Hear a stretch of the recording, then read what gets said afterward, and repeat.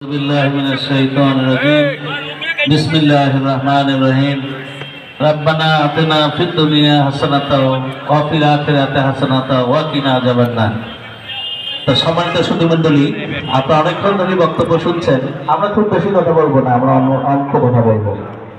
ইসলামী আন্দোলন কি চায়? ইসলামী আন্দোলন চায় আল্লাহর আদেশ বাস্তবায়ন করতে আমরা বদ্ধপরিকর। আল্লাহ তাআলা সূরা নাহল মানে হলো মৌমাছি। এখানে 90 নম্বর আয়াত, এখানে আল্লাহ তাআলা বাংলাটা আমি বলতেছি। আল্লাহ তাআলা বলতেছেন, আল্লাহ তাআলা আদেশ করতেছেন, তোমরা ন্যায় বিচার প্রতিষ্ঠা করো, সদাচরণ করো এবং আত্মীয় স্বজনকে দান খয়রাত করো। অন্যদিকে নিষেধ করতেছেন কি? মন্দ কাজ, অশ্লীলতা এবং সীমা লঙ্ঘন, তোমরা এটাকে বাদ দাও। তাই না ভাই? এটা বলতেছে।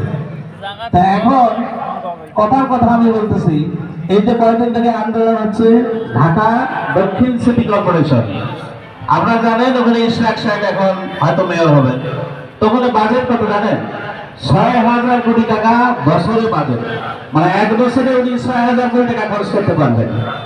তা এখন উনি যদি চায় ৬,০০০ কোটি টাকা ভালো মতো খরচ করতে, যদি ওখানে ৯/৬ না হয়, ২ নম্বর না হয়, কমিশন না হয়, সুদ ঘুষ না হয়, তাহলে কি ঢাকা সিটি কর্পোরেশন কি উন্নত হবে কি হবে না ভাই? উন্নত হবে। আচ্ছা, এখন আপনারা দেখবেন এই যে উপজেলা বিভিন্ন জায়গায় আপনারা এখানে গরিব মানুষ আছেন না, ওষুধ খাওয়া লাগে না। আমি ডাক্তার হিসেবে বলতেছি, এখানে 50-এর উপরে যাদের বয়স সবাই কিন্তু প্রেশারের রোগী আছে, হার্টের রোগী আছে, কিডনি রোগী আছে, ডায়াবেটিস রোগী আছে। ওষুধ খাওয়া লাগে না ভাই? ওষুধ খাওয়া লাগে। এই ওষুধটা আপনারা এখন কিনে খান, তাই না? ইসলামী শাসন ব্যবস্থা যদি প্রতিষ্ঠিত হয়, আল্লাহ রহমতে যদি ইসলামী আন্দোলন ক্ষমতায় আসে, আপনাদের নিজের পয়সা দিয়ে ওষুধ খাওয়া লাগবে না। এখন আপনি বলতে পারেন, ভাই কেমনে বুঝান? এখন বুঝে দেখি জিনিসটা। আপনি যে ট্যাবলেট কেনেন 10 টাকা, ওদের তৈরি করতে খরচ হয় 2 টাকা। তাহলে 1 নম্বর হলো 2 টাকা জিনিস আপনি 10 টাকা দিয়ে খাইতেছেন। আচ্ছা, 2 নম্বর হলো যে স্বাস্থ্য খাতে আমাদের বাজেট হলো 41,000 কোটি টাকা। তাই 41,000 কোটি টাকা আপনাদের 50 বছরের উপরে যেগুলো ওষুধ টষুধ হয়, আমাদের সবাইকে কাট করে দেয়, গরিব মানুষদেরকে স্পেশালি। তাহলে কারণে ওষুধ কেনার দরকার নেই। এই যে টাকা আছে, এই টাকা যদি 9/6 না হয়, এটা ভিন্ন হিসাব। সরকার যখন ঔষধ কেনে, ওই 2 টাকাটা আবার সে 8 টাকায় কেনে, আপনারা কেনেন 10 টাকায়। তাহলে আমরা যদি সব লোকের শাসন যদি হয়, ইনসাফ যদি সমাজে প্রতিষ্ঠিত হয়, তাহলে ভাই 2 টাকা ওষুধ 2 টাকায়, তাহলে খরচটা কম লাগতেছে না? কম লাগতেছে।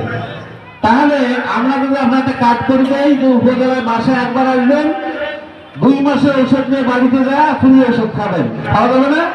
খাওয়া যাবে। তাহলে এটার জন্য শুধু তাই না, গরিব লোক যারা আছে, আপনাদের সমস্যা কি? আপনাদের সমস্যা হলো এখানে বাচ্চারা আছে, ভাইরা তো কোনো কাজ করে না, এদের ভরণ পোষণ দিতে হয়, শিক্ষা প্রতিষ্ঠানে যায়, সেখানে খরচ দিতে হয়। ওই সংসারে আবার বয়স্ক মহিলারা আছে, বাপ মা আছে, দাদা দাদি আছে না ভাই? তারা তো কোনো ইনকাম করে না, তাদের দেখতে হয়। কি দেখতে হয়? খাবার দিতে হয়, কাপড় চোপড় দিতে হয়, ওষুধপত্র দিতে হয়, বাসস্থান দিতে হয়, একটা বেডশিট দিতে হয় কি দিতে হয় না? রাষ্ট্রের কি কাজ? রাষ্ট্রের কাজ হলো, যারা এখন 60 বছর বয়সের উপরে আছেন, তাহলে সরকার থেকে আপনারা ভাতা পাবেন। আপনারা এখনো পাচ্ছেন, কত পান? 600 টাকা।